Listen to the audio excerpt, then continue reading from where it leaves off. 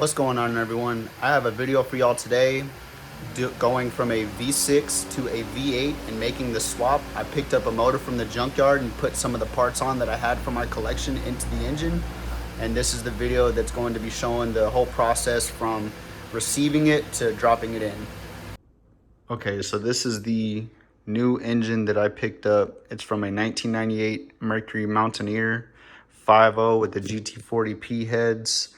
It came with the GT40 intake, but I already swapped it over to mine. This is a fuel injected Victor Jr., but I want to run a carburetor, so I'll have to switch this out in the future. But for now, I can buy dummy injectors to plug the holes and just ride with the rails. And I'm about to start swapping over all the parts that I want on it so that way I can retrofit this into my car. All right, so I'm lacing it up with all the parts that I have going on. I got some fresh valve cover gaskets going on too. I swapped over to studs, so hopefully this will make it easier. I'll probably get a fresh dipstick because this is all bent and mangled and stuff. And I'm taking the Explorer Mountaineer valve covers off and putting some Fox body ones on because I do like that these are SN95 OEM, but they're made for a truck and I don't feel like fucking with them. I actually want to get some 65 289 valve covers instead. So the Fox body valve covers are going to be temporary. In the future, when I start making like carbon and fiberglass and stuff, I'll make the race carbon Kevlar valve covers out of Fox body ones made for dry sump. So there will be no oil fill. It will be the two plain flat ones on each side. Fox bodies, SN95s, original 1965 ones. So for right now, I'm just making some stuff. I took off the water pump so that way I could set on my Edelbrock one. And one of the bolts was broken off in there, so I'll have to get a pipe wrench to pull that out. And then I'll take off the balancer for the other balancer I want to put. Fresh timing cover, fresh water pump. I have my full pulley setup going on. So this is what I got going on so far today. These are the headers that I'm going to install at first just to get the engine running. I want to make some better ones in the future, but that's going to take some time. So for right now, these are the headers that I'm going to be using on my engine. I don't know if this is a normal amount of play or if it's too much, but either way, I have a fresh timing chain set ready to go. All right, so as I'm opening this up, in between the lifters to stabilize them, it looks similar to what I've seen in like LS engines, but I've never seen this in a Ford before in between the lifters. However, in my lifter kit, I got these these dog bones with a spider instead, and so hopefully it'll shave maybe a pound or a couple grams between the old ones and the new ones. All right, so I bought a kit to reverse out the threads on this bolt, but the one that I bought is so skinny that it's hard to keep it straight, so it's starting to veer off to the side a bit. And I think what I'm gonna do is put some gasket maker here on this corner while I just put the rest of the gasket on so I can start putting this back together. And then as far as the cam, when I was trying to swap out the lifters, they were stuck, and I really am not going to pull these heads right now. So if I can't get the lifters out, I can't get the cam out. So I don't much trust that that F303 is straight.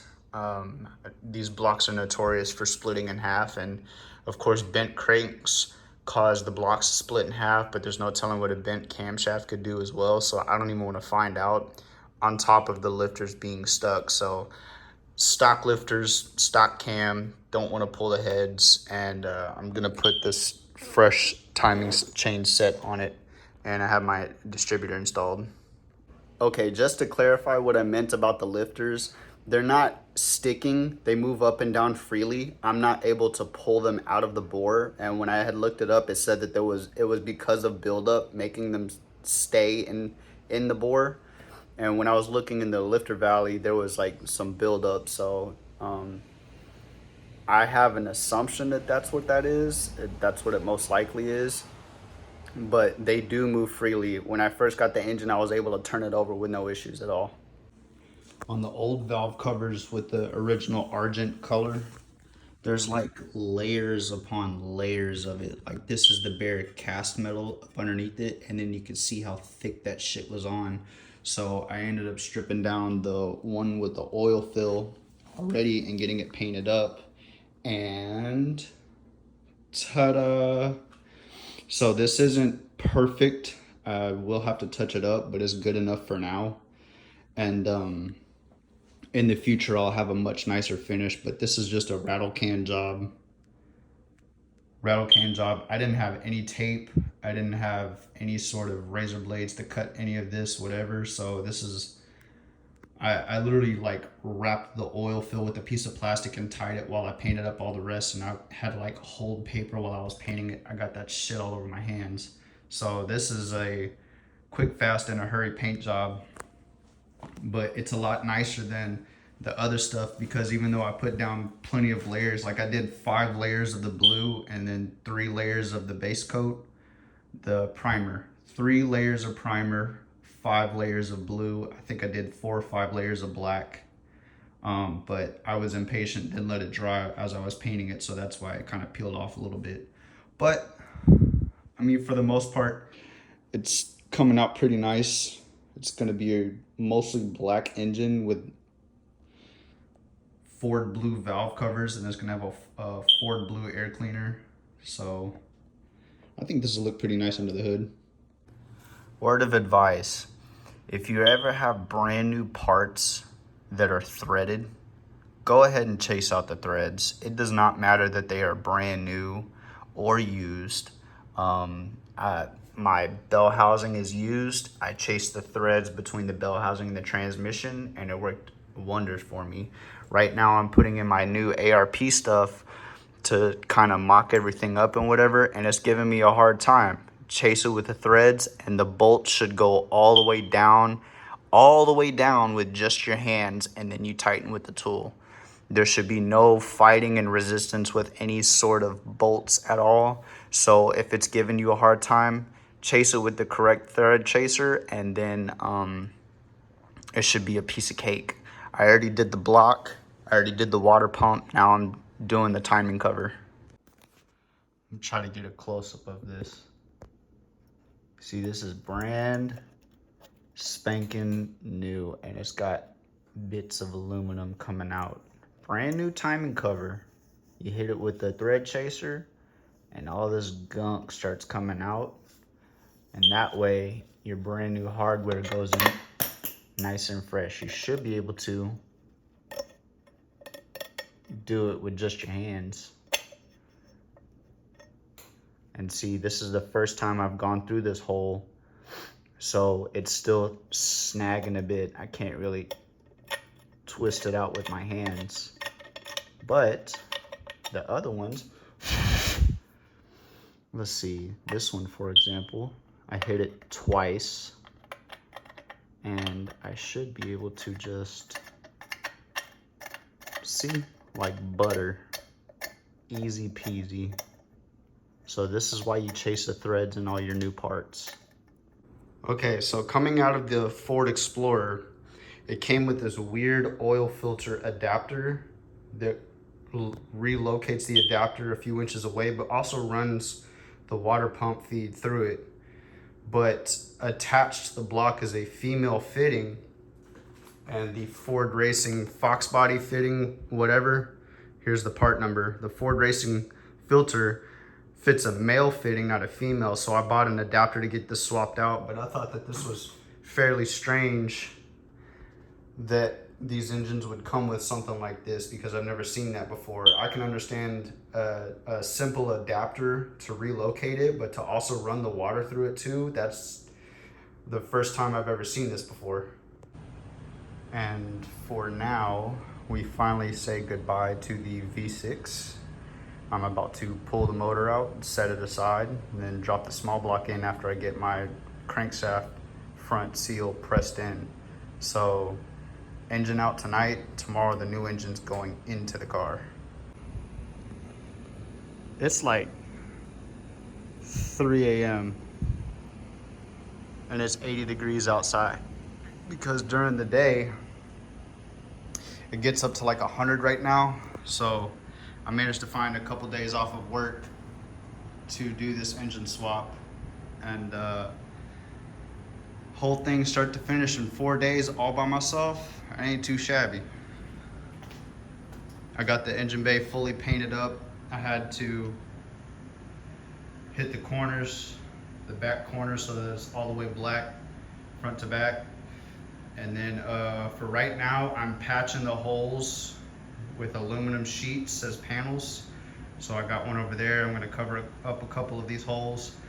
But later on in the future, I'm gonna shave my firewall. So for right now, I'm just patching it with panels.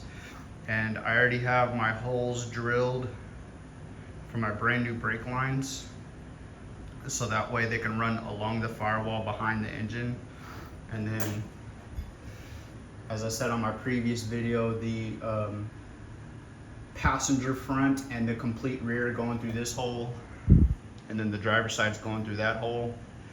And I already have the tanks mocked up, and I pulled the master cylinder out of the way. So currently right now I'm pulling the old brake stuff out, and then I'm gonna flip the fittings and then start bending the lines to put the new stuff in place. At long last, this disgusting mess of master cylinder and brake lines taking up all this damn space.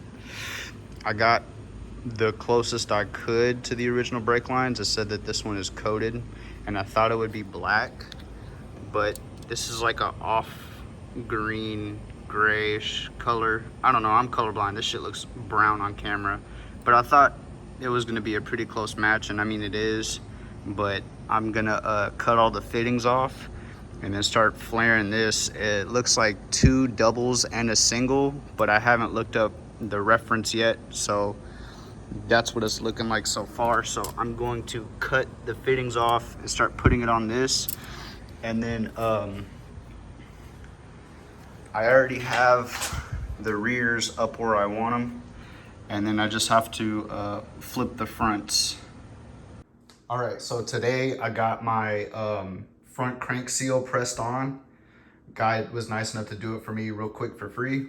And now I'm doing the final assembly on my engine, so that way I can seal it up and drop it in. I have a KRC pulley system. I'm just missing the power steering pump and bracket, and it's somewhat lining up. It's kind of difficult to finagle this stuff together. However, I found out that I got this part number right here is for a 3-bolt balancer, and I have a 4-bolt. So there's a difference in length, and I got the alternator lined up pretty close, but the crank is like an inch off, almost 2 inches off. So if I get the correct adapter for the crank pulley, then hopefully it'll line up a bit better. It did come with a belt for it, but whenever they sent the tensioner, or not the tension, yeah, the tensioner, it's supposed to come with an idler pulley. I don't have any idler pulley at all, and they don't sell it individually. So beware with KRC. They make good stuff, but their packaging isn't all that good. Maybe I bought the wrong things. Maybe they weren't paying enough attention whenever they put this stuff together. But I mean, it looks pretty quality. They just had packaging issues, and hopefully we can get this straightened out. Otherwise, I'll probably be going with Jones Racing in the future, because they make equally, if not better, products. And I'd like to switch to an HTD drive, which is the it's almost like Gilmer pulleys, but more modern, I guess. And so possibly in the future, I'll give them a shot and see how good their stuff is. Well, I found out why this engine stopped running in its previous life. That leak is coolant, and it's coming from that one bolt that I couldn't pull the threads out of. The old bolt that broke off in there, I couldn't pull that out. So I was like, fuck it, I'll just use some gasket maker to seal it all up. Well, from right here by the engine, it's leaking through right where it touches the block. And so in order for me to run this, I'm really gonna have to get that out and clamp it down, because that might get into the timing chain area, ruin the engine. And I'm guessing whenever they stopped driving this engine at X amount of miles, they were like, oh, well, we're not really gonna fix this problem, da da da da da. And there were 2 broken bolts, and I managed to get 1 out, but this other one is it's gonna be a thorn in my side, and I really need to deal with it. But until that point, it can just sit, and then I'll figure it out in the future. All right, and this is what the final outcome of what the engine swap is going to be. I still need those tanks that are in the corner, but look how much space this is cleared up. Like, this is a nice and clean engine bay. It's gonna have minimal wiring to the engine, and this air filter up front, I want it to go straight back to the carburetor. And so I'll redo the box. It'll be roughly the same dimensions, but it'll be straight back instead of to the side. And so, yeah, it's a nice old school engine bay. If y'all will take a look at this insane header clearance on both sides. After I removed my master cylinder and brake booster and took it off the strut tower, look at this. I can make all kinds of crap. Like, there's literally so much space.